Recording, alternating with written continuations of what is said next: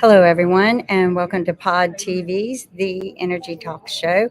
We are live here at CERAweek by S&P Global, and I have here with me today Rex Lee, who is actually one of the hosts and producer for Cyber Talk TV, and he's done some investigative reporting while here, and I think you're going to be very interested in hearing what he has to say about what's going on in the energy industry with our world leaders and how it's impacting us economically. So, everyone, please help me welcome Rex Lee. Rex, welcome. Hello, how you doing today, Kimberly? I'm doing great.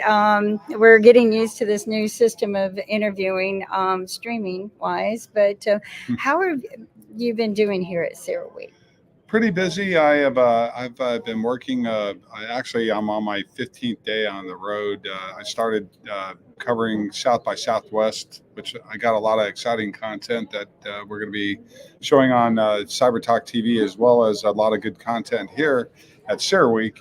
On Cyber Talk, as you know, we cover security centric content, as well as tech, telecom, and so forth. My day job is security advisor, and I'm on the board for Black Ops Partners out of Washington, D.C., which is the world's largest risk aversion firm for Fortune 500 companies. And we specialize in threats from nation state adversaries, China, Russia, plus all proxies, Iran, and North Korea. So those are the type of security threats that I'm looking for, especially here within the energy sector. And a couple of days ago, Senator um, uh, Dan Sullivan from Alaska, who's on the security committees, as well as Joe Manchin. They're both on energy and security committees in Washington, D.C. Both spoke at the show, and in particular, Senator Sullivan said that energy independence equals energy security and national security for the United States. So, as we know, there's a lot of investment of U.S. dollars in green energy and green energy initiatives through the Inflation Reduction Act of 2022 that set aside over $400 billion, which is a big number when you get your arms around it, as well as another $300 billion was set aside through the omnibus bill of 2022 that was passed in December of 2022.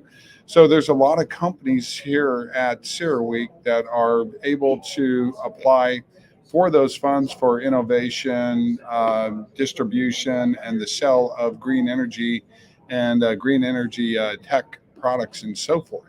So, one of my concerns is who are the companies that can apply for these funds? Because John Podesta spoke and positioned the funds as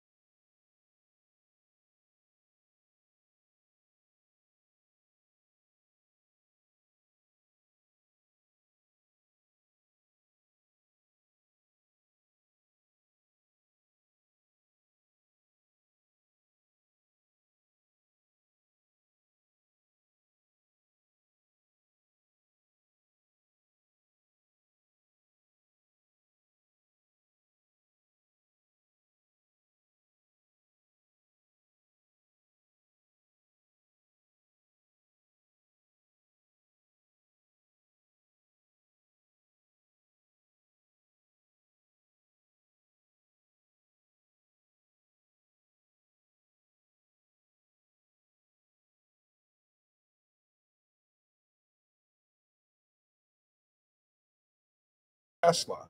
and another lithium company, but they lost out to GM, who was backing Lithium Americas. So I did a little bit of digging on who the other shareholders are for Lithium America, and at the time the deal went through, Gang Feng, Gan Feng, I'm sorry, Gan Feng was the lithium Ltd company out of China, was the largest shareholder in Lithium Americas.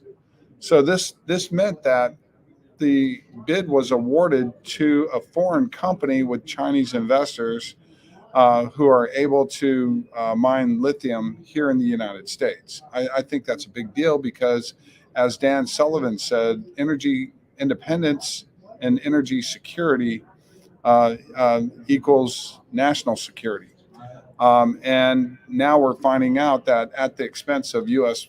taxpayers through the Inflation Reduction Act, that foreign companies are able to mine for these rare earth minerals as we migrate as we migrate to green energy initiatives and products and solutions. So let's talk about how does that impact the Americans economically? Well, the issue with that, it's more security than economic.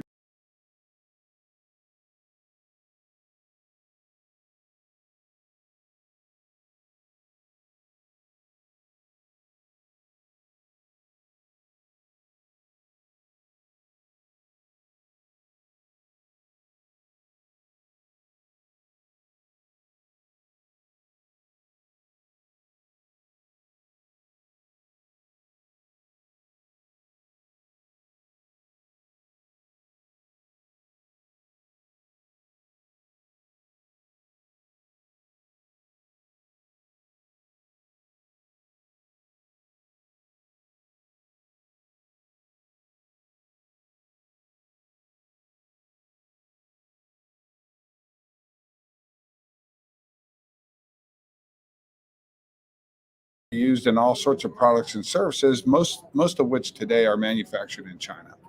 So how does that impact us economically?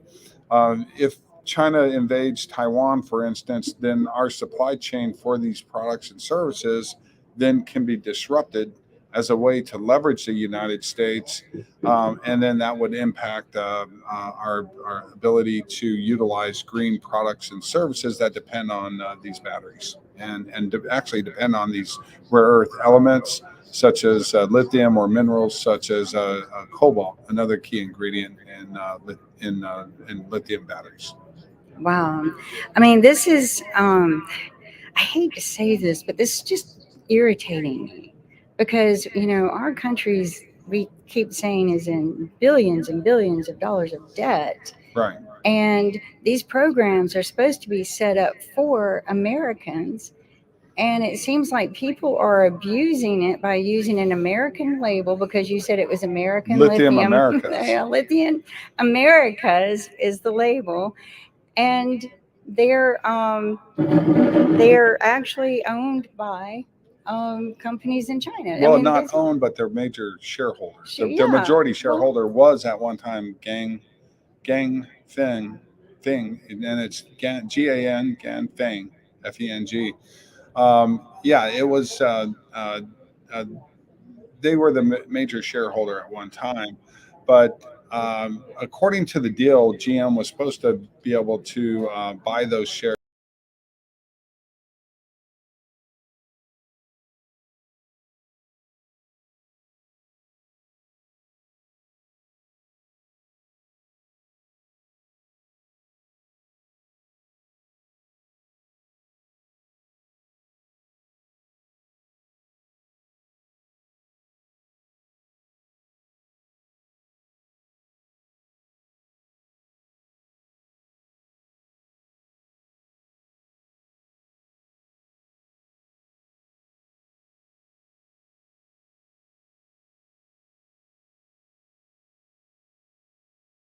Reduction Act, the green energy funds from that. And the omnibus bill of 2022 was supposed to be for American innovation, for American companies, and to put America as the leader in green energy, not subsidize foreign companies at the expense of the U.S. tax dollar. And So, how much tax dollars are we talking about in this fund? Are you aware of what? I'm not sure what or if any funds were applied to or awarded to Lithium Americas. The fact is, since they're a NATO company, and that's how Joe Manchin described them when I asked the question. He said, well, it's not just American companies that could qualify for this, it's NATO companies. So it's not just American companies that can qualify for the IRA funds, which is the Inflation Reduction Act funds, but it's also foreign companies.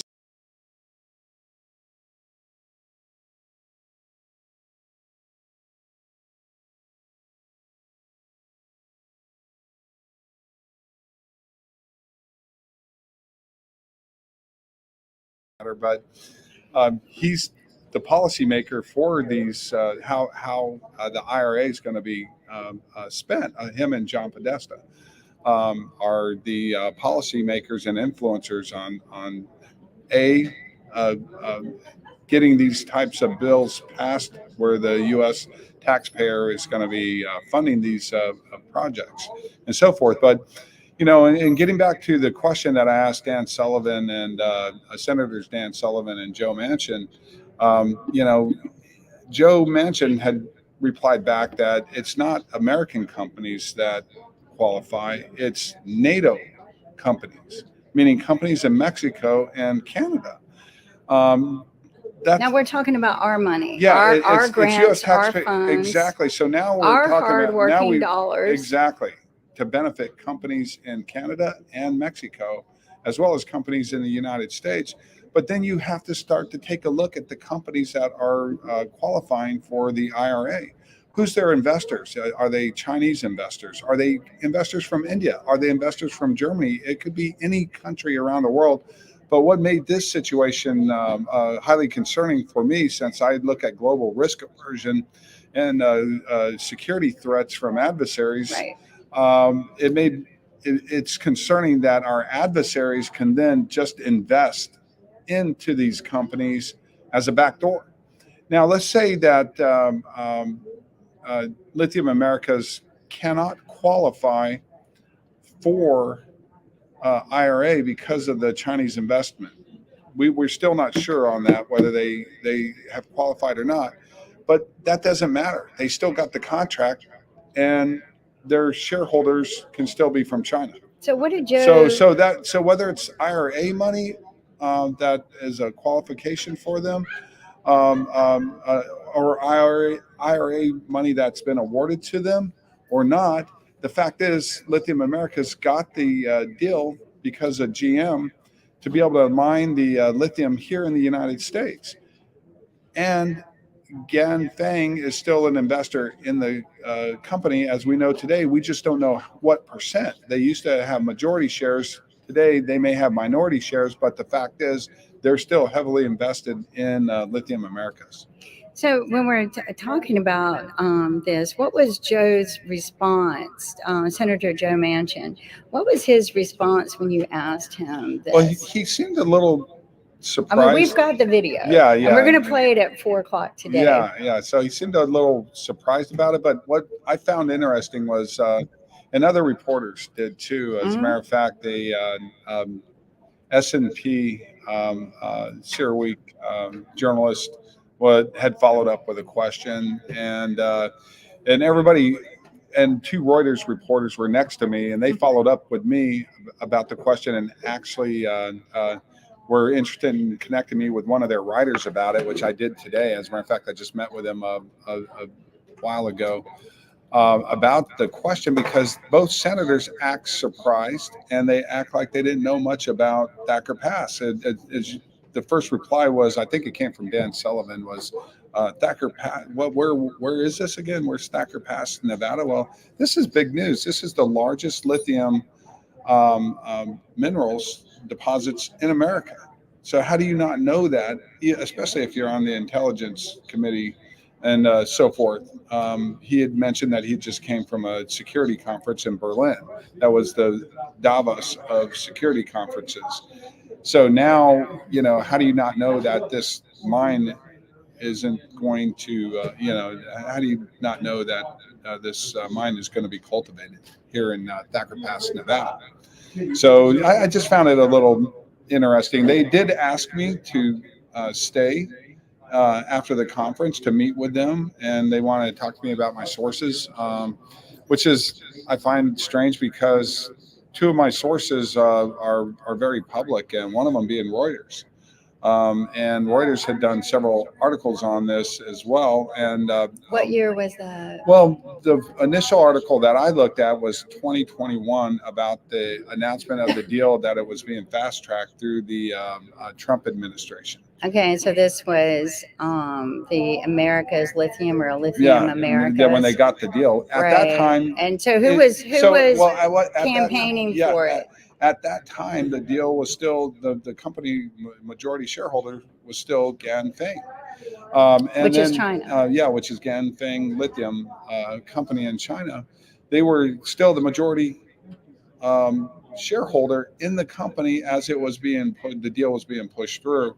And one of the champions in the deal, and this came out in an article that was last year, not the 2021 article that I looked at, but last year in January of 2023, an article was also published by Reuters, where Senator Joe Manchin was quoted in that article from 2021 as a champion for the deal between GM Lithium Americas. So he was part of lobbying. Exactly. Yeah, he was. Americas, he was a champion. Who is deal owned by the Chinese company. Yeah, not owned, but they're majority shareholders. Yeah, but that's the majority shareholders is owning. Yeah, I don't care what anyone says. The majority shareholder. Plus, they can also leverage deals that they can actually profit from the sales of materials. Profits their pockets. Yeah, exactly. Because the money that comes in to fund these projects, which that's what was happening with our money.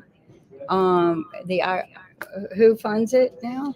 So I'm not sure if they're one of the companies that had before when they were awarded the deal, the Inflation Reduction Act had not passed. Okay. So that had no impact or bearing on the deal. It was just the fact that the deal was awarded to a foreign company with Chinese investors. That's the biggest issue. When we're supposed to be investing awarding in our own country. In our own country with our own, and several other American companies were bidding for that. Ford and Tesla had teamed up because they wanted the mining rights, but they didn't get it. Isn't that taking jobs away from our country? Well, not really jobs. The jobs to mine it will be from Americans here, but the money and profits are going to leave the country. Right. The labor is here. It's kind of reversed now, right? Yeah, yeah. So they basically are they thinking cheaper labor here? I don't know. Who knows? But it's the profits will not come to America. Right. Right. It goes to the shareholders of the company. And not only that, the element lithium is going to be embedded in consumer products that are going to be sold back to the American consumer. So there's we're buying there's several there. Yeah, there's several. So it has to be exported at one point for either refining. And yeah, exactly. And then it's going to come back. And also Joe Manchin said that the $700 billion or so from the omnibus bill and the Inflation Reduction Act set aside for green energy was actually it's debt financed over a 7-year period and was going to actually cost us more than like 21 to 28 billion dollars. So it's with interest. So in other words, they didn't have the money, the $700 billion laying around. They had to borrow it. So now there's a 7-year debt financing on that. So it from? I don't know the detail on that, but he lobbied this. The American taxpayer isn't on the hook for $700 billion, more like 21 or 28 billion by the time you pay the interest back. But he lobbied for all of this. Yeah, so he had to. I don't know his voting record, but I believe he Well, voted. the news, I believe he voted for the Inflation Reduction Act. right? Well, the news reports all Passed. show that he was all behind all of this, and Yep. he was well aware But of he was what was well going aware on. of Thacker Pass, and he was well aware of who Lithium America was and GM, because he championed it. And I don't know if he was implying he didn't understand who their investors were, but it was in the article he was quoted in that Gan Feng was the majority shareholder. You have to know who the majority I, shareholders if you you're know, brokering a exactly, deal exactly. as But big as this. I I don't mean, you're want to, talking I don't want to say that he countries. was lying to us or. Why? But he did deny knowledge of this. Well, But you he saw also, you saw yeah, how we're he gonna answered play my the question. video tonight at 4 o'clock. So. Everyone, 4 p.m. Texas time, 5 p.m. Eastern Standard Time.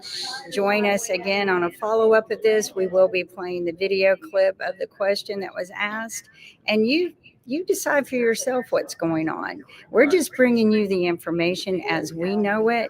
We're not making judgments or assumptions. Maybe I am, but Rex is pure investigative reporter. He No is bias, no political bias. right, and he is cybersecurity expert, and that's his background. But his background is also just investigating everything before he reports it. I think that this is interesting news because we need to know what our leaders are doing with our money and who's getting it. I do want to add this. Joe Manchin was kind enough to ask me to stay after the press conference because he wanted to meet with me and he wanted to do some follow-up. Okay. So we'll see if he does the follow-up. He wanted to see if Gan Feng was still an investor, or do they still own majority shares? Now I just looked up. Lithium Americas also has a holding Lithium Argentina. And it was just announced, I literally pulled the article up. It was just announced a couple of days ago that Gan Feng is a majority shareholder in Lithium Argentina, which is the same company as Lithium Americas. So they're a major investor. So now the lithium that's going to be mined in Argentina definitely is going to be influenced by a company that's based in China. Well, So my other concern though now is who is the investor? Because that's money coming from someone with high interest rates. Right. And that is somebody who's making a lot of money. Could it be the same Chinese shareholders that are funding the money? I mean, it just sounds very so you weird have to follow me. the money and The money. I look at things not so much from who's getting the money. That does concern me because every that's another every hit. couple of weeks our paychecks are taxed and it's going to the IRA, the Inflation Reduction Act, and then it's going from there to and it's going overseas, other countries. Obviously, or across the borders to Mexico and Canada. Now, Joe Manchin, we'll see if they follow up with me on that. And also, Dan Sullivan wanted my information as well, and they took it. And he too said he was going to follow up on this to see if they bring him here to the booth. Yeah, I'd love to talk to them, but they're gone. They're gone now. Yeah, so this was a couple of days ago. Yeah, do a follow up with him. We'll certainly have to do that. I'll send him a copy of this video and say I want to talk to you about this. Yeah, I'd like to see if they do follow up with it. Again, the other issue, another reporter followed up on it as well, and then that kind of, I don't know if it flustered Joe Manchin, but then he went on a bit of a rant about how NAFTA was being abused by what he termed as product dumping.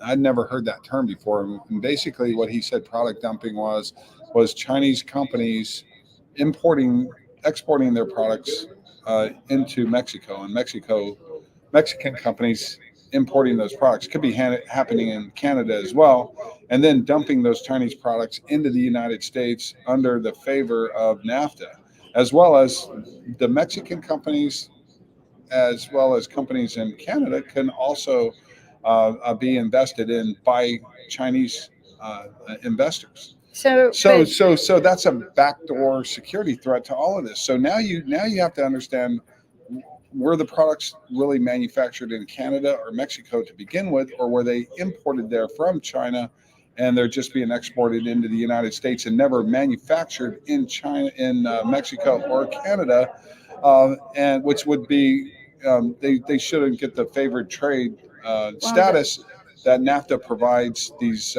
countries. Well, I worked in Uh, government bids for a long time when I so was an engineer, and I watched label changing like that to get bids. yeah, So they would that's exactly what it'd be. they would Label ship change. the product here because there's the Berry Act, right, where it Yep. needs to be manufactured in the United States. Well, the way they did that was they shipped the product already made in China and just stitched a label in it. Right. And then said it was manufactured in the United States, and that's how they got the grants, which is very But wrong. who's Um, responsible for But who monitoring gets all product that dumping? money? Who's responsible for vetting these companies to see who their An investors accountability are? officer. Who's Yeah, the but accountability exactly. officer for What this? agency is responsible? There is for none. this? And you know what? We need to talk to David Walker about that. And unfortunately, we're out of time. I want to thank you all for joining us. We're going to finish up this story. Well, no, actually, we're going to continue this story tonight at 4 p.m. Texas time on World Politics. Join us with Rex Lee from CERAweek. He is one of our producers here at Pod TV. We are having a great time at CERAweek by S&P Global, and we look forward to seeing you this afternoon. Have a good day.